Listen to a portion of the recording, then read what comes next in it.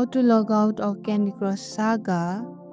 Open Candy Crush Saga, tap the colorful icon and enter the land of candy just one time before you say goodbye for now. Tap the setting icon, it's that tiny gear at the top right corner. Tap it, access all the secret candy controls. Look for account or profile. You will see where it says login as your name. If you are using Facebook or King's account, you will see my account. Tap it. Just tap logout option. A confirmation message will pop up.